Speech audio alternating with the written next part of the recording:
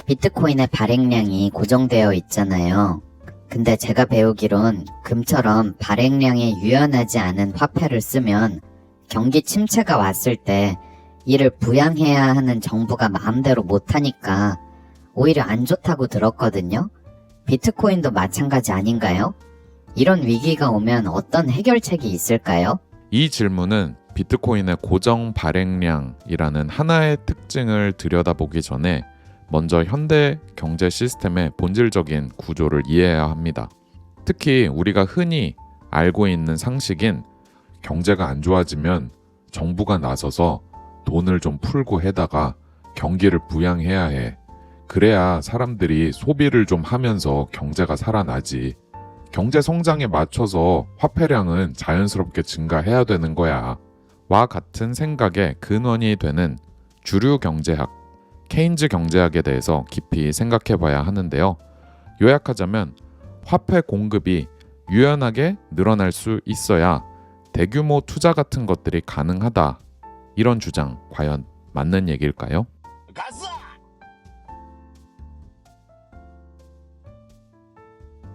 가장 먼저 던질 수 있는 반박은 화폐의 공급량이 늘어난다고 해서 사회가 부유해지는 것은 아니라는 점입니다. 이에 대해 잘 설명한 만화가 있는데요. 라이프 이즈 굿님께서 아주 재밌게 아주 훌륭한 번역을 달아주셨습니다. 한 컷씩 한번 살펴보시죠. 우리가 여느 동화에서 자주 보는 이야기입니다. 용감한 기사가 용을 무찌르고 금은 보화를 차지하려고 합니다. 이렇게 용감하게 싸워서 이겼네요. 보물을 차지할 차례인데 뭔가 이상합니다. 보물이 없네요. 무슨 일일까요? 젠장, 이게 뭐야? 보물은 어디 갔어? 이건 탈곡기야. 인간의 노동을 최소화하며 곡식의 나다를 분리하는 기계지. 나라의 부는 금이나 돈에서 나오는 것이 아니라 생산 역량에서 나와. 자, 중요한 부분입니다. 반복해서 읽어드리면 나라의 부는 금이나 돈에서 나오는 것이 아니라 생산 역량에서 나와. 여러분, 이 부분 정말 잘 생각해 보세요. 먹을 수도 입을 수도 없는 실질 효용 가치가 없는 화폐. 이 쓸모없는 화폐의 단위가 늘어난들 그 나라가 부자가 된 걸까요? 아닙니다. 상품과 서비스의 양이 많아지고 풍부해지고 상대적으로 저렴해져야 그 나라가 부자 나라가 되는 것이죠. 옛날에 부자들만 탈 수 있었던 자동차를 이젠 대부분의 국민들이 타고 다닐 수 있게 된 것처럼요. 생각해봐. 네가 이 세상의 금을 다 가지고 있다고 해도 그것만으로는 아무것도 생산할 수 없어. 오히려 금의 가치가 떨어지겠지. 화폐란 그걸 사용하는 사람들의 네트워크로 이루어져 있잖아요. 이것을 여럿이 가지고 있는 게 아니라 한 명이 모조리 가지고 있다면 당연히 아무런 가치가 없겠죠. 네가 필요한 건 인간의 노동력을 해방해서 더 적은 자원으로 더 많은 것을 생산할 수 있는 기계야. 그렇죠? 자원이라는 것, 시간이라는 것은 언제나 한정적입니다. 따라서 우리에게 필요한 건 더 적은 노력과 시간을 들여서 더 많은 것을 뽑아낼 수 있게 하는, 즉 생산성 혁신이 필요한 것이죠. 원한다면 목화솜에서 씨앗을 분리하는 면직기도 있어. 네, 이런 생산재들이 많아져서 생산성 혁신이 일어나고 가성비가 올라가야 그 사회가 풍요로워지는 것이겠죠. 그리고 만화는 거지 같네. 공주한테 이딴 걸 가지고 갈 순 없어. 찐따 드래곤 새끼 같으니. 이렇게 끝이 납니다. 이처럼 한 사회의 부는 재화와 서비스의 양에 달려 있고 이를 늘리는 것은 생산성입니다. 이런 점에서 화폐의 양, 통화량을 2천조 원에서 4천조 원으로 늘리는 것은 생산성을 2배로 늘리는 것과는 무관하죠. 게다가 자유시장에서는 이익이 나는 곳으로 자본 이동이 이루어지기 마련입니다. 돈의 양이 유연하게 늘어나야만 이동하는 것은 아니죠. 어떤 제품과 서비스의 수요가 높아지고 가격이 오르면 이 신호를 포착한 생산자들은 이걸 더 생산하려 합니다. 즉 사람들이 필요로 하는 곳으로 자본은 흘러가는 것이죠. 게다가 통화량을 늘리는 것은 그 통화를 가지고 있는 사람들을 가난하게 만들어서 상대적으로 더 희소한 것들을 가지고 있는, 예를 들면 금이나 주식이나 부동산, 이런 것들을 갖고 있는 사람들한테 몰아주는, 한마디로 부의 양극화를 더 가속화시키는 일일 뿐입니다. 가난한 사람들의 부를 뺏어서 부자들에게 나눠주는 꼴인 거죠. 이와 같은 시장의 자율적인 자원 할당 메커니즘을 무시하고 중앙화된 주체가 통화량을 늘리고 그 늘어난 돈을 특정 사업, 특정 이익 집단으로 이동시킨다면 어떤 일이 일어날까요? 당연히 가격이라는 신호를 왜곡시키고 자원 분배의 최적점을 엉뚱한 곳으로 이동시킵니다. 정부가 자원을 강제로 재배분하면 시장의 기능에 장애가 생기는 것이죠. 한번 생각해 보세요. 중앙화된 주체가 과연 대체 어떻게, 무엇을 근거로 최적의 분배를 결정할 수 있을까요? 과연 집단적인 시장의 다양한 참여자들 집합체만큼 충분한 정보를 가지고 있을까요? 오히려 그때그때 표심에 따라, 정치적 필요에 따라 생산성 증가와는 무관한 쪽, 표가 되는 쪽, 비효율적인 곳에 자본을 투입할 가능성이 높습니다. 그러면 정작 시장이 필요로 하는 재화나 서비스의 생산은 줄어들고 그와 무관한 것들의 생산이 늘어나면서 그 사회가 필요로 하는 재화의 가격은 폭등하고 필요하지 않는 재화는 과생산되겠죠.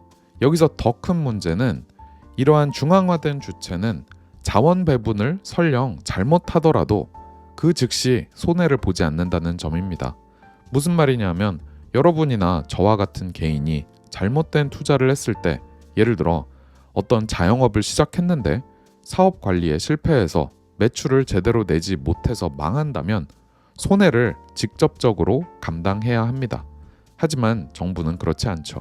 영구적인 재정 적자 지출을 할 수 있는 화폐 발권력이 있기 때문입니다.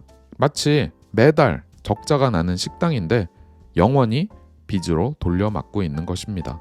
이처럼 다양하고 거대한 시장 참여자들의 정보 집합체인 가격이라는 신호를 무시한 채 정치적인 필요에 의해 의사결정을 내리고 또한 다른 시장 참여자들처럼 손모가지를 걸고 하는 영업이 아니다 보니 그 결과 정부는 사회적 생산성을 떨어뜨리는 방향으로 자원을 오할당하는 경우가 매우 많습니다. 이것의 극단적인 형태가 전쟁 같은 것 아니겠어요? 전쟁은 비효율적인 생산, 이런 것을 넘어서 생산재 자체를 파괴시키는 행위, 재화와 서비스 생산 능력 자체를 괴멸시키는 행위잖아요.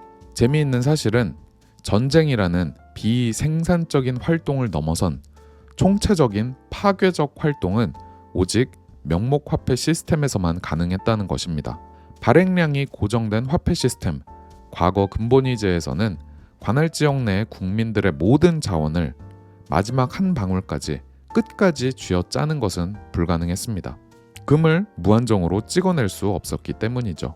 그러나 21세기 들어와서 금이 중앙정부 금고에 갇히고 종이 쪼가리인 명목화폐 시스템이 들어서자 의회의 법안 발의, 전쟁 채권 발행, 대통령이 행정명령에 서명 한번 하는 절차만으로 무제한으로 돈을 발행하고 국민들의 자원을 총동원해서 아무것도 남는 게 없을 때까지 전면적인 전쟁을 수행할 수 있었죠. 여러분, 결국 중요한 것은 화폐의 양이 많냐, 적냐, 이걸 마음대로 늘릴 수 있느냐, 없느냐가 아닙니다. 한정된 자원을 얼마나 더 생산적인 곳에 사용하는가입니다. 더 많은 화폐량이 아닌 더 많은 재봉틀, 더 많은 공장, 더 많은 석유 시추 시설, 더 많은 발전소, 이런 것들이 있어야 그 사회의 부라고 할 수 있는 재화와 서비스의 양이 늘어나고 재화와 서비스의 가격은 저렴해지고 경제가 성장하는 것입니다. 자유시장 체제에서는 가격이라는 신호를 매개로 해서 정보 불안전 상태인 중앙 계획 경제보다 자본이 효율적으로 배분됩니다. 또한 시장 참여자들은 어떤 선택을 내릴 때 망할 수도 있다는 리스크, 즉 자신의 손모가지를 걸고 행동하기 때문에 표심과 정치적 필요를 쫓아다니는 정치인이나 관료들에 비해 생산성을 더 높이는 데 기여할 수 있는 결정을 내릴 수 있습니다. 이처럼 비트코인과 같은 고정된 화폐 발행량 시스템은 이런 자원의 효율적 활용을 촉진할 가능성이 크고 시장의 자연스러운 자원 배분은 방해되지 않을 것입니다. 비트코인과 같이 민간에서 만드는 화폐는 성공할 수 없다. 화폐란 자고로 왕, 황제, 국가에서 만드는 것이고 그 가치와 안정성을 보증하는 주체가 반드시 있어야 한다. 이런 겁니다. 화폐에 대한 이러한 시각을 일명 화폐 국정설이라고 하는데요. 저는 한때 화폐 국정설이 민간 화폐 그 자체인 비트코인과 전혀 궤를 달리하는 것, 조금의 교집합도 없는 완전히 상반된 것이라고 생각했습니다. 그럼에도 불구하고 저는 화폐 국정설이 뭔지 꼭 알아야 한다고 생각하는데요. 왜냐하면 화폐 국정설을 통해 오히려 비트코인에 대한 이해를 넓힐 수 있기 때문입니다. Money is memory, 화폐란 기억이다 라는 유명한 논문이 있습니다. 이 글에는 화폐는 공통의 기억이다 라는 표현이 등장하는데요. 비트코인을 좀 공부해 보신 분들은 이 말이 얼마나 의미심장한 말인지 바로 이해하실 겁니다. 화폐에서는 화폐로 쓰이는 그 물질보다는 채권, 채무 관계에 대한 기록이라는 점이 중요하기 때문이죠. 이 논문은 정말 많은 경제학자들이 인용했는데 특히 비트코인은 절대로 화폐가 될 수 없다는 우리 모 작가님께서도 정말 자주 언급했습니다. 저는 이분의 과거 칼럼이나 기고 글들을 보다가 그 중에서 은행이란 무엇이냐 여기에 두 번째 단락인 돈에 대한 오해와 진실을 읽다가 유레카를 외쳤습니다. 왜냐하면 중앙은행적 사고를 가지신 분들이 비트코인의 대체 어느 부분에서 그렇게나 극렬히 반대하는지 비트코인은 결코 화폐가 될 수 없다고 말씀하시는지 알게 되었고 이를 통해 화폐 국정설과 비트코인은 종이 한 장 차이라는 사실을 깨달았기 때문입니다. 민간에서는 결코 화폐라는 것을 만들어낼 수 없다는 화폐 국정설, 비트코인과 대체 무슨 공통점이 있을까요? 먼저 질서에 대한 이야기부터 해보겠습니다. 세상 만물은 가만히 놔두면 무질서해집니다. 아이 키우시는 분들, 아니 꼭 아이 안 키우셔도 됩니다. 지금 살고 계신 집 일주일 동안만 관리 안 해보세요. 어떻게 되나요? 바로 쓰레기장이 될 겁니다. 물컵에 잉크 한 방울을 똑 떨어뜨리면 어떻게 될까요? 잉크가 무질서하게 확산되겠죠? 꽃이 가득한 정원도 며칠만 돌보지 않으면 정글처럼 변하고요. 연병장에 질서정연하게 줄 서 있는 병사들도 가만히 놔두면 흐트러질 겁니다. 이거는 자연의 법칙이에요. 우리 엔트로피는 항상 증가한다 라고도 하죠. 물이 높은 곳에서 낮은 곳으로 흘러가는 것처럼 에너지가 높은 상태에서 낮은 상태로 이동하는 것, 이는 자연의 순리입니다. 이걸 역으로 생각해 보면요, 우리가 부지불식간에 당연하게 여기는 수많은 질서들이 사실 엄청나게 많은 에너지의 투입을 통해 유지되고 있다는 점을 알 수 있죠. 우리 집구석만 깔끔하게 유지하려고 해도 얼마나 많은 노력이 들어가나요? 질서를 유지하기 위해서는 강력한 힘이 필요한 거죠. 남학교의 학기 초는 매우 혼란스럽습니다. 그러다가 시간이 조금 지나면서 1장, 2장, 3장 등이 정해지면 조용해지죠. 이와 같은 맥락으로 마이클 세일러는 과거 징기츠칸 시대도 언급한 적이 있는데요. 부녀자가 머리에 금을 이고 몇 개의 마을을 가로질러 지나가더라도 도적질을 당하지 않았다고 합니다. 그랬다가는 당장 국가 상비군이 나타나서 범죄를 저지른 당사자는 물론 그 마을, 심지어 그 주변 마을까지도 완전히 초토화시키는 엄벌을 내렸기 때문이죠. They have that saying about Genghis Khan. They said when the Mongols controlled all of Asia, a virgin could have ridden from one end of the empire to the other with a pot of gold on her head and not be molested. The Mongols weren't screwing around either. Yeah. You intercept their mail. If anything gets stolen, anybody gets hurt, they show up with an army and they murder everybody for 100 miles in every direction, kind of to make the point, don't F with the system. Right. Now, most of these empires, they generally provide this kind of security for their citizens. 이처럼 질서는 정말 많은 에너지를 필요로 합니다. 자, 이제 화폐로 한번 넘어가 볼까요? 사실 화폐 시스템도 엄청난 질서가 필요한 거대한 네트워크입니다. 화폐 네트워크라는 게 얼마나 거대한 건지 눈을 감고 한번 생각해 보세요. 이 네트워크는 가족이나 친구 같은 지인뿐만이 아니라 일면식 없는 사람들 모두 참여하고 있습니다. 그리고 나와 철학이 다른 사람, 사상이 다른 사람, 종교가 다른 사람들과도 연결되어 있습니다.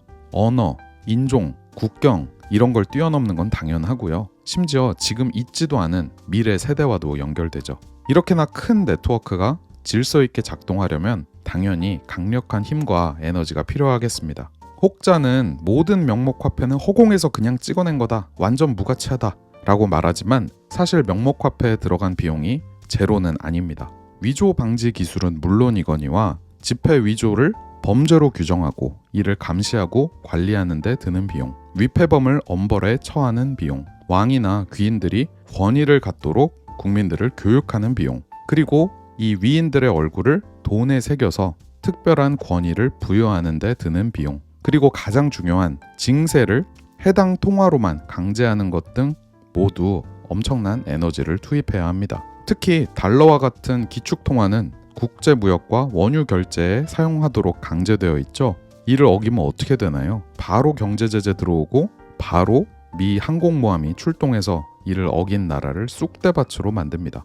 이렇게 강력한 처벌이 뒤따르게 되죠. 다시 말해 달러의 힘은 단순한 미국의 경제적 지위에서만 나오는 게 아닙니다. 군사력에 기반을 하고 있는 것이죠. 쉽게 말해 미국의 천문학적인 국방비가 달러를 떠받치고 있는 것입니다.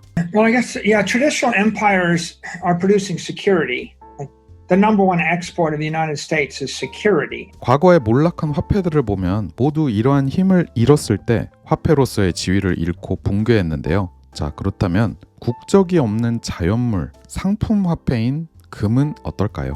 금은 그 자체로 희소성이라는 자연적 속성을 지녔고 쉽게 찍어낼 수 있는 건 아닙니다. 많은 에너지를 정직하게, 무식하게 투입해서 땅을 깊이 파야만 얻을 수 있죠. 하지만 이것만으로는 충분치 않다는 게 화폐 국정설의 주장입니다. 이들은 시장에서 만들어진 화폐라 하더라도 국가 권위는 필수적이다 라고 하는데요. 금을 채굴하는 데에 엄청난 에너지가 들어간 것은 인정하지만 여기에 추가적으로 반드시 국가의 공권력이 뒷받침되어야 한다는 것이죠. 그래야만 화폐로 기능할 수 있다는 얘기입니다. 왜냐? 왕이 금화에 자신의 얼굴을 새겨서 권위를 부여하고 금화의 순도를 보장하고 이 금화에 이상한 금속을 섞는 놈 혹은 금화를 위조하는 놈이 있다면 엄벌에 처하는 등 폭력을 가해야만 금이 화폐로서의 기능을 다할 수 있다는 것입니다. 금화 역시 명목 화폐처럼 질서를 유지하기 위해 엄청난 노력이 필요했죠. 이것이 바로 화폐 국정설의 핵심 논리입니다. 국가 이전에 존재했던 상품 화폐들, 이런 것들을 화폐로 인정하지 않는 이유는 왕, 황제, 국가, 정부가 군대와 경찰력을 동원해서 무력을 독점적으로 수행해야만 그 화폐 시스템이 교란 없이 질서 있게 작동한다고 보기 때문입니다.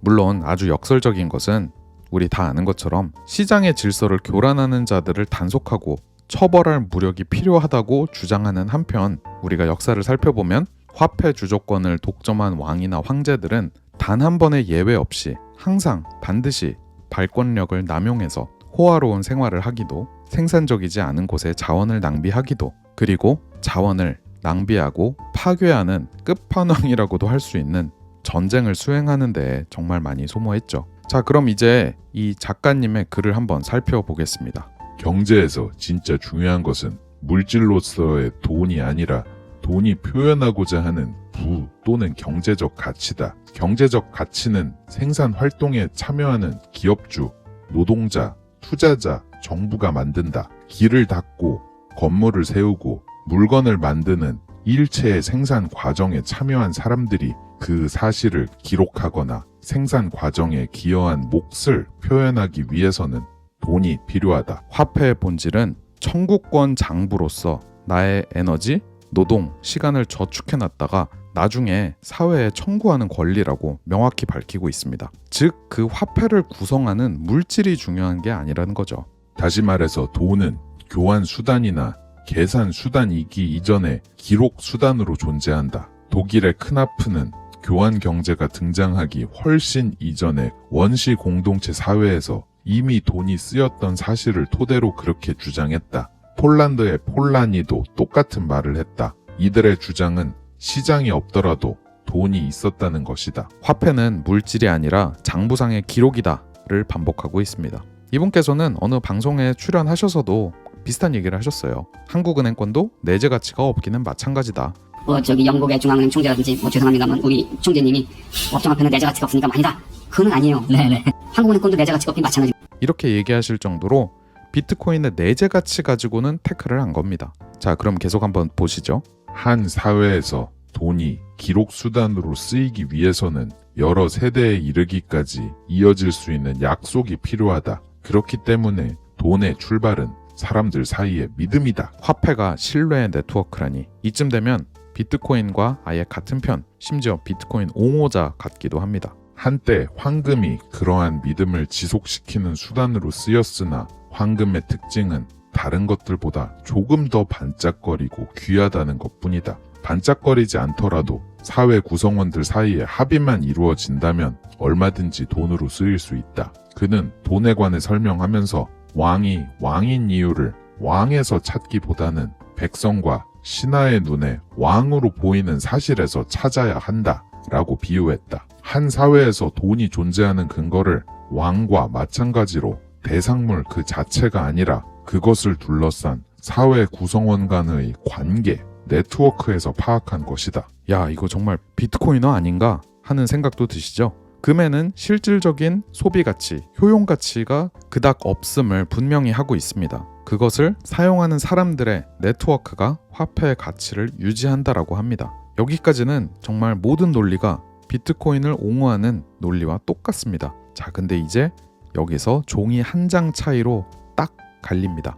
이렇게 본다면 한 나라 경제권에서 돈이 존재할 수 있는 궁극적 기반은 사회 구성원 간의 관계를 지켜주는 국가의 주권이다. 야, 이거 믿음의 네트워크는 국가 무력이 보장한다. 네, 딱 여기서 갈린 거죠. 화폐라는 네트워크 안에서 사용자들의 관계를 지키는 공권력, 이것이 반드시 필요하다라고 주장하고 있죠. 자, 이에 대한 비트코인의 반박은 뭔가요? 두 가지입니다. 자, 첫 번째, 문제는 질서를 교란하고 사용자를 유린하는 존재가 항상 왕이나 황제가 그렇게 해왔잖아. 맨날 발권력 남용해서 명목 화폐 가치 타락시키고 결국 그 화폐 붕괴하게 만들었잖아. 그리고 두 번째, 실은 이게 더 중요합니다. 무엇보다 비트코인은 그런 공권력이 필요 없다니까? 폭력 같은 거 동원하지 않아도 순수한 에너지 투입, 작업 증명만으로도 화폐 네트워크의 질서가 유지된다니까? Ostensibly, the purpose of an empire like this is to basically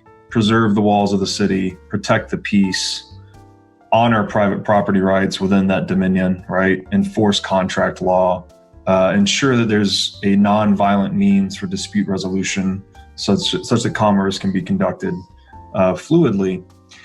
And you mentioned the empires of the future. This is something I think about a lot, is that we've always needed this monopolist on violence to sort of honor private property rights within their jurisdiction.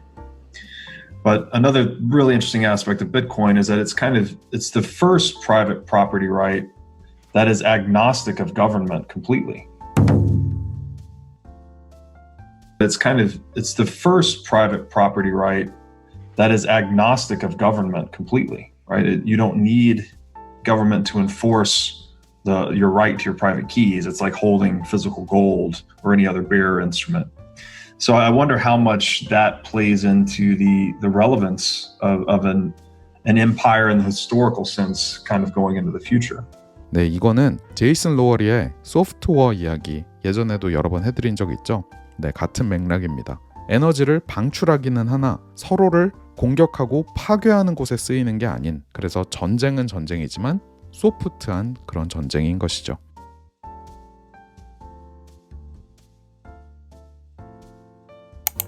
오늘의 내용을 정리해보면 이렇습니다. 비트코인과 화폐 국정설의 논리는 정말 많이 일치합니다. 화폐의 소비, 효용 가치는 그닥 중요한 게 아니다. 즉, 그 돈을 먹을 수 있느냐, 입을 수 있느냐, 어디다 쓰냐, 이런 건 중요한 질문이 아니다. 화폐 시스템, 그 기록 시스템을 사용하는 사람들의 네트워크, 그 안에 신뢰가 핵심이다. 그리고 신뢰받는 그런 네트워크가 되기 위해서는 질서라는 게 유지돼야 된다. 그리고 질서를 교란하는 자들이 처벌받고 질서를 바로 세우기 위해서는 에너지가 반드시 투입되어야 한다. 여기까지가 똑같고 이제 이 다음에 한 끗 차에서 갈리는 것이죠. 화폐 국정설에서는 그 질서를 유지하기 위해 국가의 공권력이 필수라고 주장하는 것이고, 하지만 비트코인은 그런 게 아니죠. 전 세계적으로 분산화된 네트워크의 규칙, 채굴을 통한 작업 증명 합의 메커니즘, 이것만으로도 충분히 질서가 유지되는 시스템이 비트코인이기 때문이죠.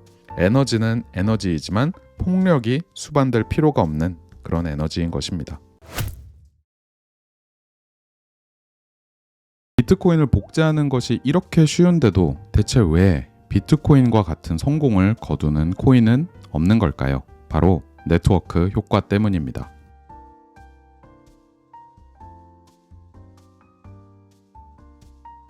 앞서 말씀드린 것처럼 또 다른 비트코인을 만들어내는 것은 기술적으로 매우 쉽습니다. 비트코인 프로그램은 오픈소스 소프트웨어로 GitHub에 공개되어 있기 때문에 누구나 코드를 복사해서 자신의 코인을 만들 수 있는데요. 하지만 이렇게 만든 복제 코인이 실제로 성공하기 위해서는 단순히 코드만으로는 충분하지 않은 것이죠. 예를 들어 새로운 소셜미디어 플랫폼을 만들기 위해 유튜브에 오픈소스 코드를 복사한다고 생각해 볼게요. 누군가 코드만 복사한다고 해서 지금의 유튜브 같이 엄청난 사용자들을 거느릴 수 있을까요? 당연히 아닙니다. 미디어 플랫폼이 성공하려면 전 세계 수억 명, 수십억 명의 사람들이 여러분들이 복사한 프로그램을 다운로드 받고 춤추고 노래하고 방송하고 라이브도 하면서 계속 업로드도 하고 내가 구독한 영상에 찾아가서 댓글도 열심히 달고 많은 사용자들과 이들 기반의 활발한 활동을 필요로 합니다. 마찬가지로 비트코인도 코드만 복사한다고 해서 성공하는 것이 결코 아니라는 것입니다.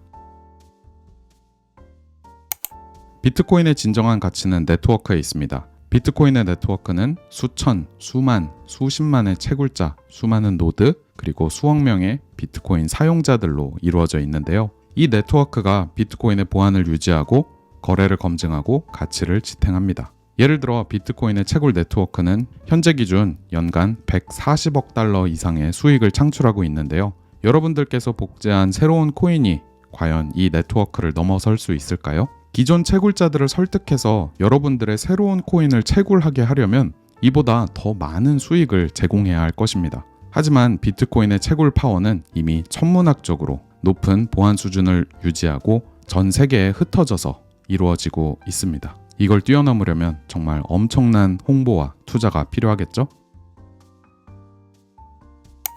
분산화, 탈중앙화 역시 비트코인의 핵심 가치 중 하나입니다. 비트코인은 중앙기관 없이 전 세계 모든 사용자가 그 가치를 공유하고 관리하는 시스템입니다.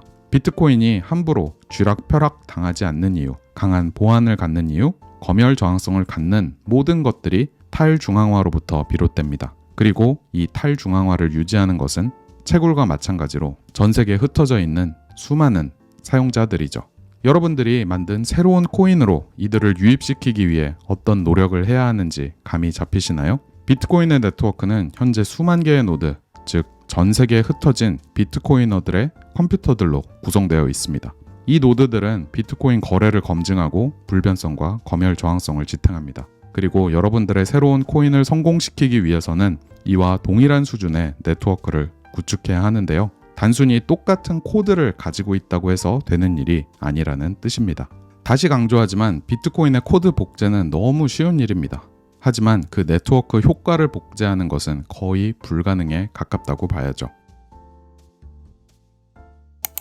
비트코인은 이미 15년의 역사를 가지고 있습니다. 이 시간 동안 구축된 비트코인이라는 글로벌 브랜드, 사람들의 인식, 여기에 헌신해서 일하는 개발자들, 비트코인을 취급하는 수많은 거래소, 월렛 서비스, 그 외에 비트코인 관련 수많은 다양한 회사들이 있습니다. 심지어 최근 와서는 블랙록, 피델리티 같이 레거시 금융까지 뛰어들었습니다. 여러분들이 복사한 그 코드를 가지고 새롭게 만든 제2의 비트코인, 이 새로운 코인을 취급하는 ETF를 만들어 달라고 블랙록 레리 핑크를 설득하셔야 할 텐데 글쎄요, 결코 쉬워 보이지는 않죠.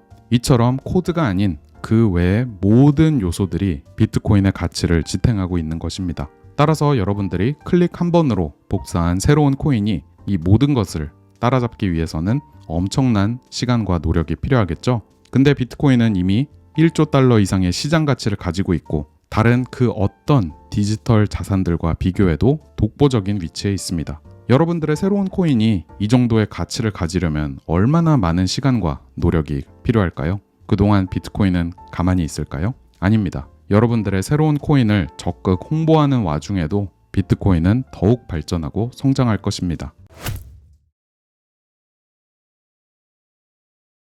비트코인은 변동성이 너무 커서 화폐가 될 수 없어. 에 대한 이야기를 해보려고 합니다. 바로 반박부터 해볼까요? 비트코인과 미국 달러의 주간 차트, 그리고 일본 엔화와 달러의 주간 차트를 가져왔습니다. 여러분들 눈에는 이 변동성이 작아 보이나요? 이 정도 변동성을 가지고 있는데도 달러나 엔화는 이미 잘 쓰이고 있지 않나요? 여러분, 비트코인은 지금까지 달러를 비롯한 법정화폐 대비 높은 변동성을 보이고 있습니다. 하지만 그 변동성은 시간이 지날수록 줄어들고 있으며 끊임없이 우상향하는 추세만 보여주고 있죠. 그렇다면 비트코인이 이렇게 변동성이 큰 이유는 무엇일까요? 비트코인을 보유하고 계신 분들, 대체 변동성을 어떻게 바라봐야 할까요?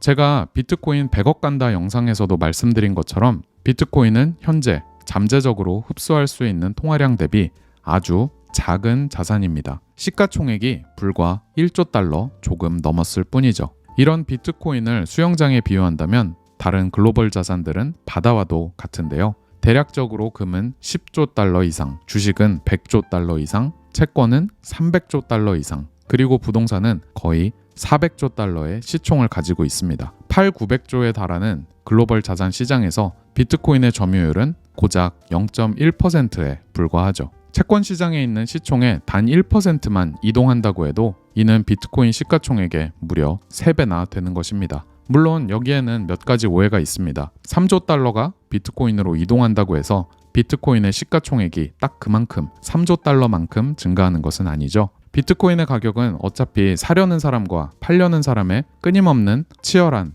호가 협상을 통해서 정해지는데요. 따라서 만약 아무리 가격이 올라도 안 판다고만 하면 적은 자금 유입에도 시총은 훨씬 더 오를 수 있는 것이겠죠. 이는 주식시장의 갭업과 갭다운에서 흔히 발생하는 현상으로 지금까지 비트코인의 과거 가격 움직임에도 얼마든지 나타난 현상입니다. 어쨌든 이처럼 비트코인의 시장 규모는 바다와도 같은 글로벌 자산 규모에 비해 매우 작기 때문에 단기적으로는 변동성이 클 수밖에 없습니다. 변동성이 큰 게 당연한 것입니다. 게다가 비트코인의 통화 정책은 정치의 개입이 없는 자유시장이라는 것도 매우 중요한 요소인데, 예를 들어 강달러가 너무 오래 지속되니까 금리를 낮추고 부채를 매입해서 달러의 가치를 조절하는 연준, 이런 게 비트코인에는 없는 것이죠. 여기에 마지막으로 비트코인을 아직까지도 그저 투기적 자산으로만 보고 고배율의 마진 거래, 선물 거래를 하는 플레이어들이 상당수 있기 때문에 작은 가격 변동에도 롱청산, 숏청산들이 일어나면서 변동성은 더욱더 확대되는 것입니다.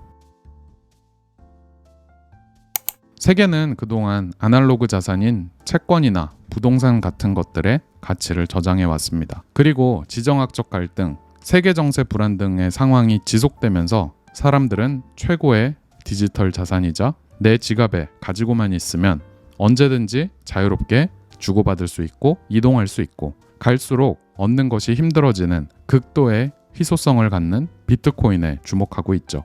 이러한 파괴적 혁신의 경로는 결코 반듯한 도로일 수가 없습니다. 현 시대를 주름잡는 테크 주식들도 과거에 그렇지 않았죠. 아마존은 초기에 매우 변동성이 큰 자산으로 시작했고, 시간이 지남에 따라 시장 규모가 커짐에 따라 점점 더 작은 변동성을 보여왔습니다. 비트코인 역시 엄청난 변동성이 있을 것입니다. 그럼에도 불구하고 우리가 100% 기정사실이라고 할 수 있는 것들도 있죠.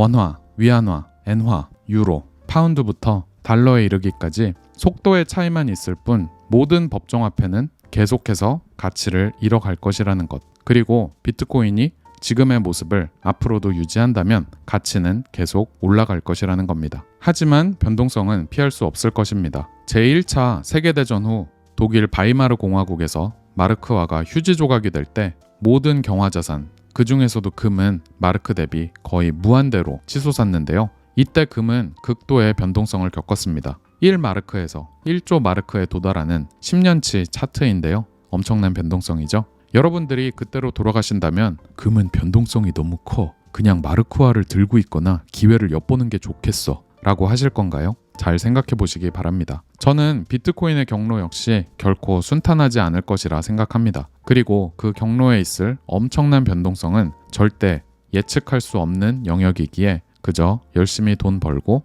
아껴 쓰고 남는 게 있으면 꾸준히 저축하는 것뿐입니다. 가격에 연연하지 않고요. 나는 예측을 할 수 있다. 나를 믿고 따라하면 큰 돈을 벌 수 있다. 라는 얘기를 멀리하는 것도 같은 이유입니다. 4848과 더불어 레버리지를 사용하지 않는 이유도 마찬가지인데요. 열심히 일해서 번 돈을 가지고 마련한 비트코인을 조금이라도 잃을 수 있는 짓을 할 까닭은 없습니다. 행여 몇 번 운이 좋아 성공할 수도 있겠지만 차라리 그 시간에 일하고 생산성 올려서 한 푼이라도 더 벌어 소득을 올리는 게 더 낫다고 생각합니다. 그 정도만 해도 긴 호흡을 가지고 보유한다면 예를 들어 은퇴쯤 되었을 때 지금껏 모아둔 게 부족하다는 생각은 안 들 것 같네요. 비트코인을 보유한다는 것은 언제 들어가지? 언제 익절하지? 이런 선택의 문제가 아닙니다. 간단합니다. 그저 구매력을 보존할 수 없는 법정화폐로부터 더 안전한 금고를 선택하는 것 뿐입니다. 오늘 당장 써야 할 돈이 있다면 지금 벌고 있는 돈 범위 내에서 쓰면 되는 것이죠. 비트코인의 변동성은 엄청납니다. 그리고 앞으로도 엄청날 겁니다. 이 화폐가 되기에는 굉장히 어렵다라고 생각을 합니다. 왜냐하면 화폐에는요 가치가 안정이 돼 있어야 돼요. 아니 높든 낮든 간에. 3% 인플레이션 이렇게 무서운 거지 않습니까? 예. 연간 3% 바뀌는 게 무서운 거거든요. 화폐 가치가. 근데 연간 3배 오르고 3배 빠지고 이러면 3분의 1 동안 하고 이러면 이상하다. 야, 그러면 이제 거래 안 하죠. 비트코인이라든지 이런 코인들이 투자 에셋으로서의 영향, 자산으로서의 의미가 있느냐? 있는 것 같습니다. 증명해가고 있는 과정인데 화폐가 될 수 있느냐? 그러면은 화폐 가치 그러면 코인의 가치가 안정이 돼야 되는데 코인의 가치가 안정이 되면 투자하고 싶은 사람이 좀 줄어들지 않을까요? 또 화폐로서 의미를 찾는 건 좀 어렵지 않겠는가 그런 생각을 해봅니다. 비트코인이 좋은 건 알겠지만 어쨌든 변동성이 너무 커서 화폐로 쓰일 수 없다. 화폐라는 것을 자꾸 교환의 매개로만 생각하면 범할 수 있는 오류입니다. 그리고 그놈의 변동성이 줄어들어 있다면 과연 비트코인의 가격이 지금의 모습일까요? 뿐만 아니라 주류 언론에서 비트코인이 대접받는 수준, 지식인들이 비트코인에 대해 언급하는 수준, 그리고 사람들의 인식이 지금과 같지는 않겠죠? 비트코인의 변동성을 걱정하시는 분들의 마음 10분이 이해합니다. 하지만 반대로 생각해 보세요. 규모가 아직 너무 작은 시장, 즉 극초기라는 것을 반증하는 것은 아닐까요? 그러기에 기회가 있는 것 아닐까요? 실제로 비트코인은 급등락을 반복해 왔지만 항상 전고점을 뚫고 전 저점을 갱신해 왔으며 변동성은 계속해서 줄어들고 있습니다. 여러분은 어떻게 하시겠습니까? 1. 시간이 지남에 따라 구매력이 필연적으로 낮아지는 화폐를 보유하면서 미래에 대한 불안과 걱정 속에 하루하루를 보내기. 2. 시간이 지남에 따라 구매력을 더 높이면서도 미래에 대한 확신을 가지고 하루하루 자신의 생산성을 높이고 현재를 즐기면서 보내기. 저에게는 답이 명확히 보이는 것 같네요.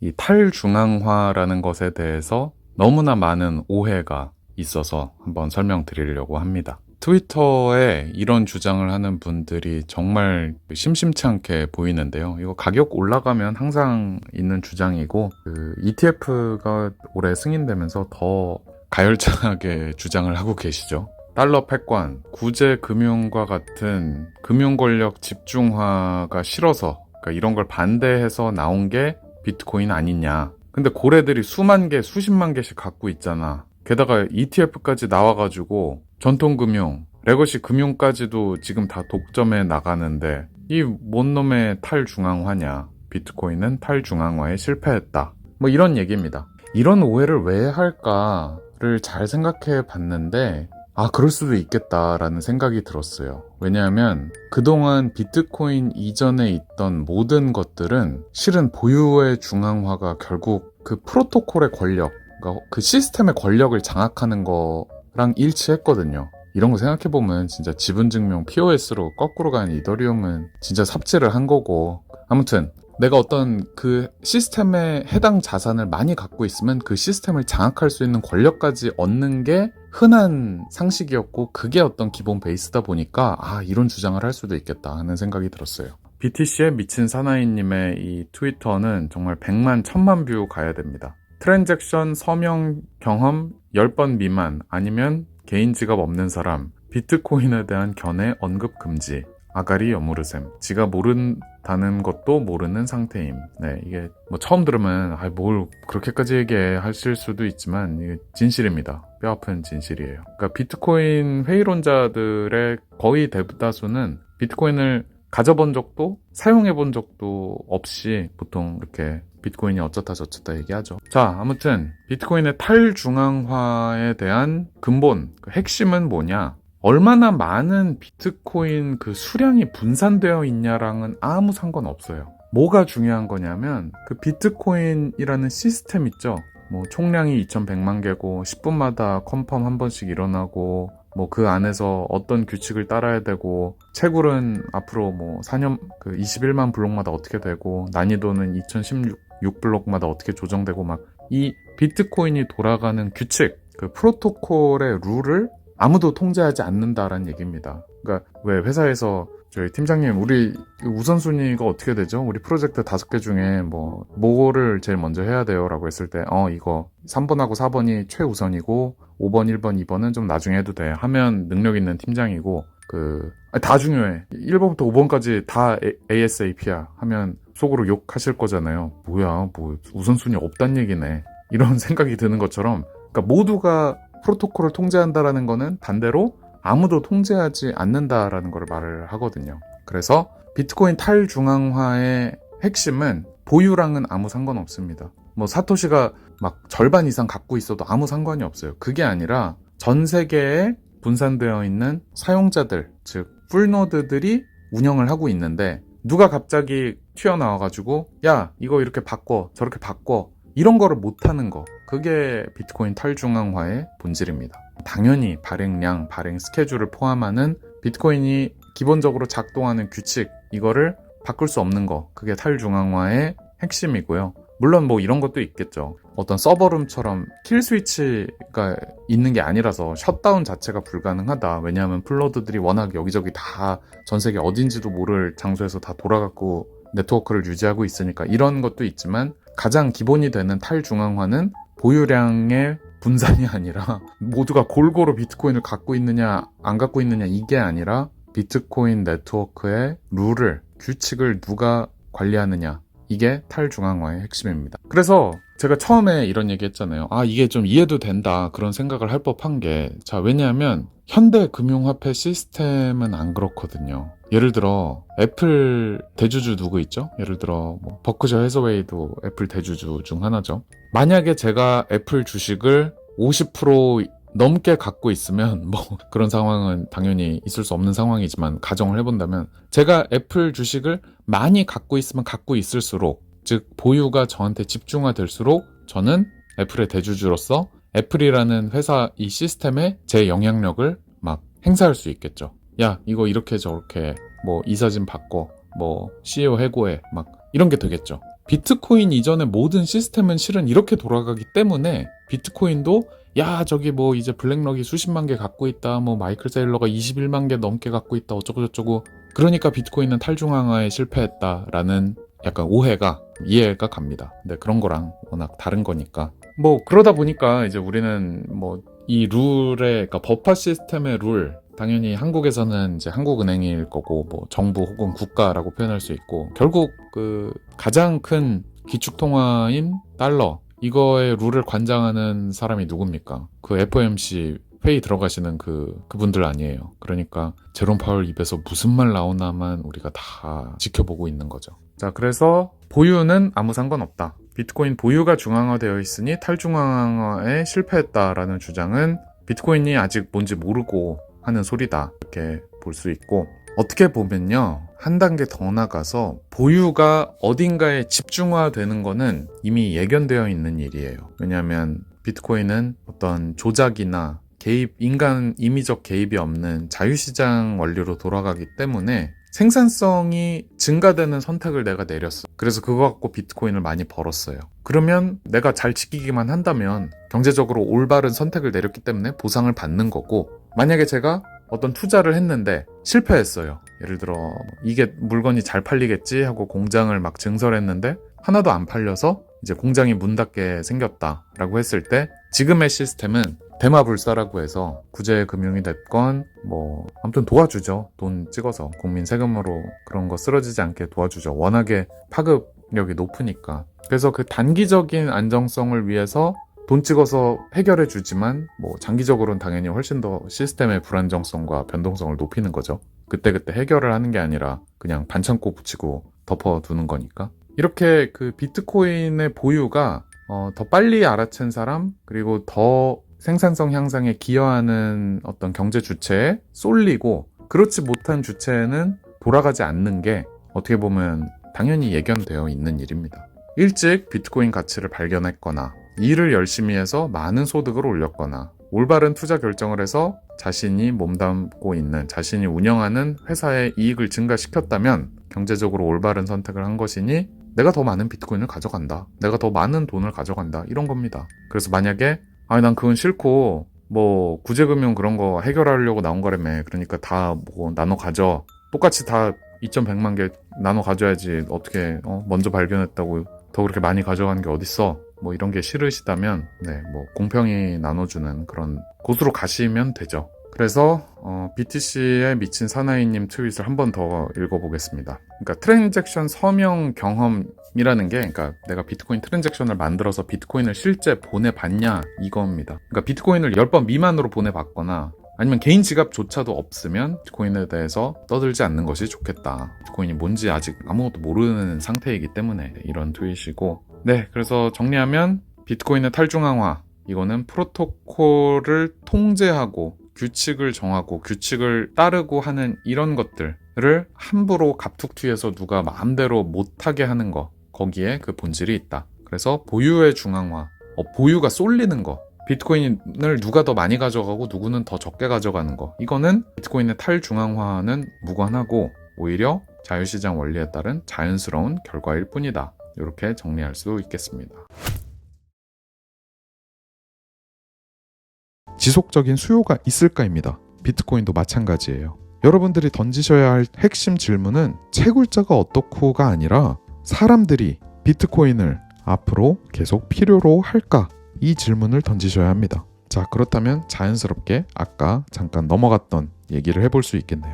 아니 알겠다고. 근데 그 비트코인의 수요라는 게 도무지 뭔지 잘 모르겠어. 그게 왜 필요하지? 먹거나 입을 수 있는 것도 아니고, 부동산처럼 내가 거주할 수 있는 것도 아니고, 아니 주식처럼 뭐 회사가 있는 것도 아니고, 정부 화폐처럼 뭐 보장을 하는 주체가 있는 것도 아니고, 이 비트코인의 가치, 이 비트코인의 쓸모가 대체 어디서 온다는 거지? 자, 여기서 우리는 수많은 비트코인 회의론들을 관통하는 한 가지 사실을 알게 되는데요. 바로 대부분의 회의론자들은 여전히 비트코인의 0단계, 비트코인은 쓸모가 없다에 머무르고 있다는 것입니다. 비트코인이 어떤 식으로든 사용 가치가 있을 거라는 단계까지 아직 도달하지 못한 상태라고 할 수 있는 거죠. 사실 이 질문에 대한 답이 매우 중요합니다.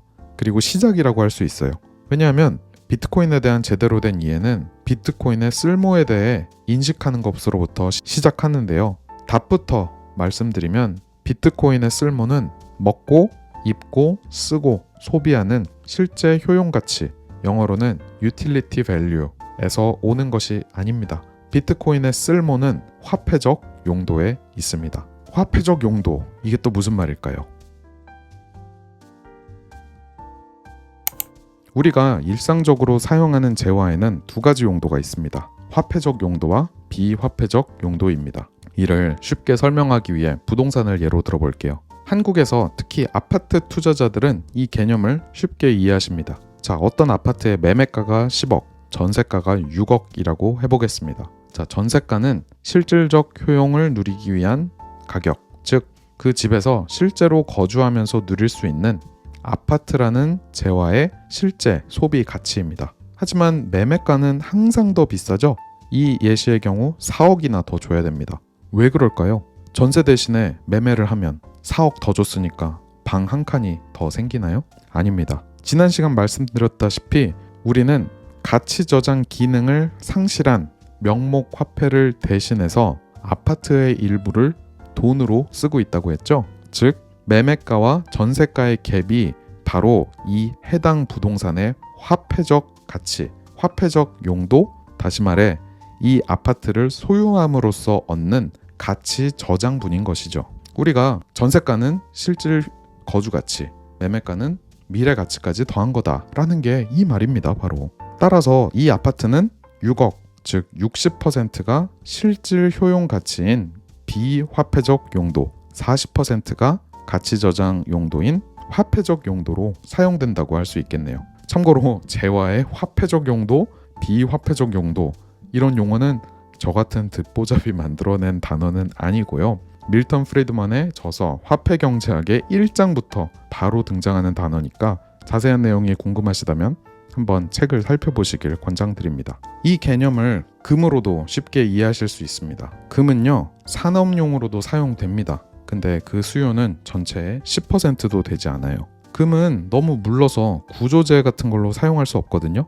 구조재로 사용하기 좋은 것은 강철입니다.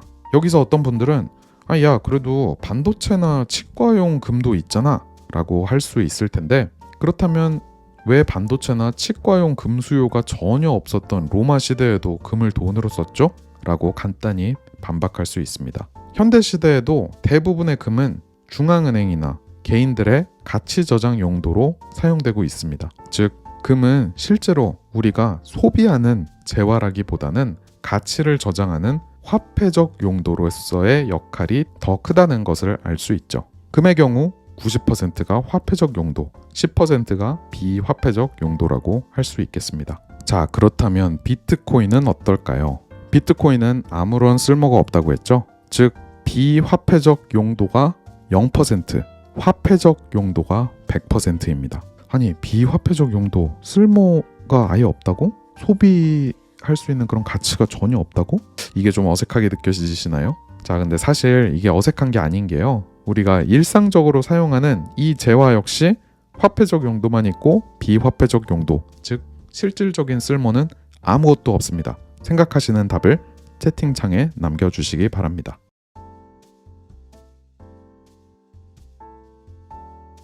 네, 정답 나왔나요? 정답은 명목화폐 혹은 정부화폐입니다. 이 명목화폐에는 아무런 실질적 효용이 없어요. 이거는 제 말을 믿으셔도 됩니다. 영국의 중앙은행 총재라든지 죄송합니다만 우리 총재님이 법정화폐는 내재 가치가 없으니까 아니다. 그거는 아니에요. 네네. 한국은행권도 내재 가치가 없긴 마찬가지. 한국은행권도 내재 가치가 없긴 마찬가지. 한국은행권도 내재 가치가 없긴 마찬가지. 한국은행 국장님께서 아니라고 하셨습니다 지금. 저는 진실만 얘기합니다. 네, 이처럼 한국은행에서 근무하셨던 전 국장님도 인정하시는 사실이에요. 명목화폐에는 아무런 내재 가치가 없어요. 오로지 화폐적 용도만 존재합니다. 직접적으로 소비할 수 없는 것이란 거예요. 비트코인도 마찬가지인데요. 비트코인은 비화폐적 용도, 즉 실질적인 소비 가치, 효용 가치가 전혀 없이 오로지 화폐적 용도만을 가지고 있는 재화입니다. 이를 거꾸로 생각하면요, 비트코인에는 돈 말고는 다른 용도가 전혀 없다는 것, 오히려 완벽한 화폐로서의 역할을 할 수 있다라는 걸 의미합니다.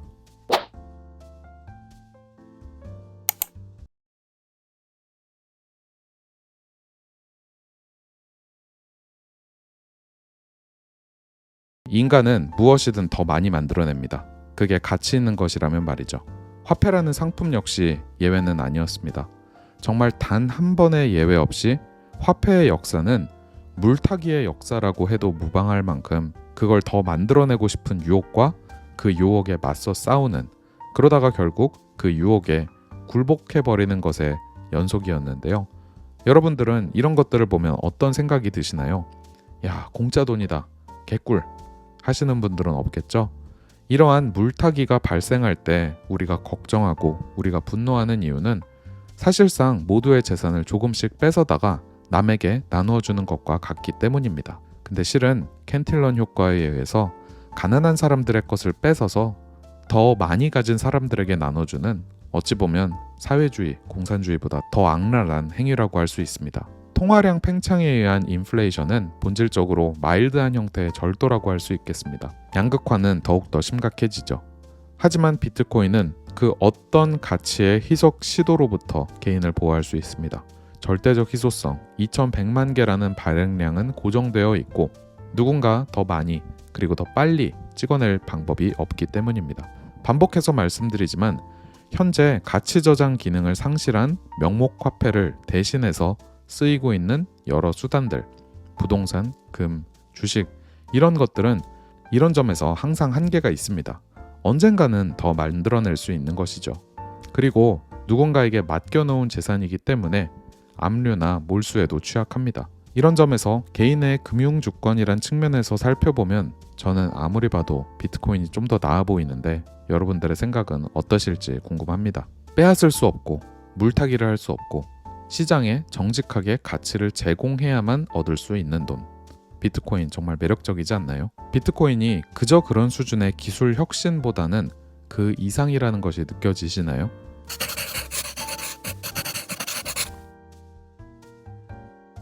이쯤 되면 누구나 스스로에게 이런 질문을 던져보게 됩니다. 정말 내가 자유를 추구하는 사람인지, 내가 원하는 그 자유가 어느 정도 수준의 자유인지, 말은 항상 자유를 사랑한다고 해왔지만 내 마음속 어딘가에는 그래도 여전히 정부나 특정 권력자가 나를 보호해주길 원하지 않는지, 그들에게 나의 보안을 아웃소싱 시키고 싶진 않은지, 이처럼 비트코인은 개인에게 강력한 자유와 금융주권을 제공하면서 동시에 자유에 대한 자신의 철학을 깊게 고민하게 만드는 그런 돈입니다. 기업, 개인, 정부 그 어떤 주체도 마음대로 찍어낼 수 없고 열심히 일해야만 만들어낼 수 있는 돈. 가치를 반드시 창출해내야만 얻어들일 수 있는 돈. 비트코인은 지금까지 가치를 창출해오지 않은 주체들에게 비트코인은 과연 어떤 변화를 주게 될까요? 이 자리를 빌어 저는 비트코인 혹은 더 넓게 자유주의에 대한 오해를 하나 풀고 싶습니다. 개인의 자유를 추구하고 자유시장의 경제 원리를 옹호하며 정부 권한의 축소를 말하는 사람들을 보면 대개 무정부주의라는 단어가 연상되곤 합니다. 하지만 이것이야말로 자유주의에 대한 크나큰 오해입니다. 심지어 이 오해는 국가 중심적 사고를 주입하는 교육의 산물이다 라는 비판을 받기도 합니다. 자유주의의 끝은 무정부주의가 결코 아닙니다. 오히려 역설적이지만 더 많은 정부들의 출현을 지향점으로 보고 있습니다. 왜 그럴까요? 먼저 자유주의에서 말하는 자유는 무정부 상태를 의미하는 것이 아닙니다. 오히려 개인의 권리를 보호하고 불필요한 간섭 없이 자율적인 선택을 존중하는 법적 질서를 중시합니다. 반면 무정부주의는 법과 정부의 완전한 부재를 주장하죠. 자유주의는 최소한의 법적 규제를 통해 개인의 권리가 최대한 보장되는 상태를 목표로 합니다. 특히 자유주의자들은 질서 있는 사회 속에서 각자의 선택을 존중받을 수 있는 환경을 원합니다. 비유하자면 나를 어린애 취급하지 말고 다 큰 성인으로 취급해 달라는 것이죠. 즉 정부가 필수적이지 않다는 의미가 아니라 정부의 역할이 개인의 자유를 억압하는 것이 아닌 보호에 초점을 맞춰야 한다는 점을 강조하는 것이죠. 그래서 자유주의는 무책임한 자유가 아니라 책임 있는 자율과 선택을 지향하는 방향성을 가지고 있습니다. 그리고 정말 역설적으로 자유주의자들은 정부가 지금보다 훨씬 더 많아져야 한다고 여깁니다. 그 이유는 정부가 공공서비스라는 가치를 창출하는 주체로서 다른 시장 참여자들, 개인과 기업이겠죠. 이들과 마찬가지로 동등한 위치에 서서 제대로 된 경쟁을 해야 한다고 믿기 때문입니다. 정부는 책임감 있게 공공재를 제공해야 하고 만약 너무 부실한 공공서비스를 제공한다면 열심히 일하지 않는 직원이 해고되듯이 무능력한 기업이 시장에서 도태되듯이 엄중한 평가를 받아야 한다는 것입니다. 우리가 소비자로서 더 나은 제품을 제공하는 다른 회사로 쉽게 갈아타듯이 정부 또한 경쟁 속에서 지속적으로 가치를 증명하지 못한다면 관할권을 쉽게 이동할 수 있어야 한다는 논리죠. 이는 별로 어색한 논리가 아닙니다. 자녀를 두신 많은 분들은 사립이 공립보다 낫다라는 생각을 가지고 계실 텐데요. 그 이유를 한번 떠올려 보세요. 민간이 제공하는 서비스가 공공보다 더 좋다는 인식이 있는 이유는 더 나은 교육 서비스를 제공해야 한다는 끊임없는 고민과 책임감을 갖고 있을 확률이 더 높기 때문입니다. 자유주의자들이 지향하는 정부도 이와 비슷한 맥락입니다. 지금처럼 강력한 권한을 휘두르고 일이 잘못되었을 때는 책임지는 사람 없이 어물쩍 넘어가는 이러한 사회적 자원 낭비를 줄이기 위해 투명하고 책임감 있게 운영되기 위해서는 제대로 된 경쟁을 해야 한다는 것입니다. 자유주의의 끝을 무정부주의로 여기는 것은 자유주의에 대한 오해에서 비롯된 일종의 프로파간다와도 같습니다. 자유주의가 궁극적으로 지향하는 것은 지금처럼 무소불위의 권력을 지닌 정부가 아닌 지금의 그 자리에서 내려와서 개인과 기업처럼 동등한 위치에서 보다 더 많은 정부들끼리 공정한 경쟁 속에서 공공 서비스의 질을 높여 나가는 것입니다. 자, 이제 앞에서 잠깐 보여드렸던 하이에크와 밀턴 프리드먼의 풀 영상을 보여드리겠습니다. 그 옛날에 비트코인 같은 것의 출현을 예견했다는 것이 참으로 놀라울 따름인데요. 자유의 중요성, 정부의 과도한 역할에 대해 항상 경고했던 거장들의 메시지가 여러분들께도 잘 전달되고 비트코인에 대한 더 폭넓은 이해로 이어졌으면 좋겠습니다. 이번 시간도 함께 해주셔서 감사드립니다. How did money come about and what's happened today to mess up things so much? See, the great trouble is the money wasn't allowed to develop further. After 200 or 300 years of coins, all governments put their hands and stopped any further developments. They were not allowed to experiment on it. Money hasn't been improved. Money has rather become worse in the course of time. But as soon as it was there in its most primitive form, it was frozen. Government said it must not develop any further. And what we have had since in development were matters of government inventions, mostly wrong, mostly abuses of money. And I have come to the position of asking, has monetary policy ever done any good? I don't think it has. I think it has done only harm. And that's why I am now pleading for what I've called denationalization of money in a system in which they are so completely dependent on central banks, government institutions, as lenders of last resort, that after many experiments, there's hardly a banker who will understand even what I'm arguing. I don't believe that we shall ever have a good money again before we take the thing out of the hands of government. Because we can't take them violently out of the hands of government. All we can do is, by some sly roundabout way, introduce something they can't stop. But I think a much more reliable source of optimism is the growth of the internet. In your area, the major effect of the internet will be to make it harder for government to collect taxes. Governments can collect taxes best on things that don't move. Land is an ideal basis of taxation because you can't take it away. Yep. Individual states cannot go as far in taxing personal income as the federal government can, because people can move from one state to the other more easily than they move across countries. The internet is going to make it very difficult to collect taxes on services of all kinds. After all, you can complete these transactions in cyberspace, not on the ground. You can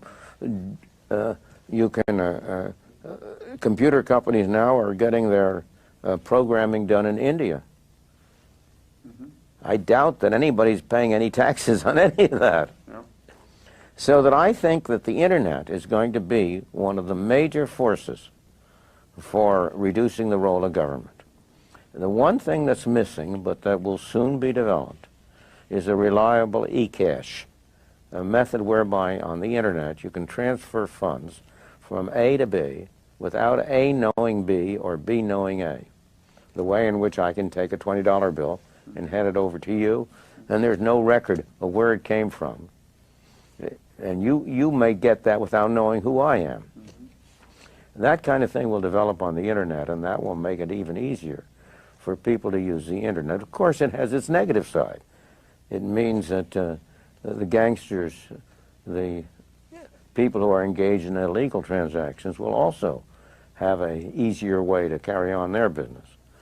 But I think that the tendency to make it harder to collect taxes will be a very important positive effect of the internet. Which one's the best crypto asset? Well, Bitcoin's the best crypto asset. Okay. What's the second best? There is no second best. There's no second best crypto asset. There's a crypto asset. It's called Bitcoin, right? Right? There's no second best, okay? But take all your money, buy Bitcoin. Then take all your time, figure out how to borrow more money to buy more Bitcoin. Then take all your time and figure out what you can sell to buy Bitcoin.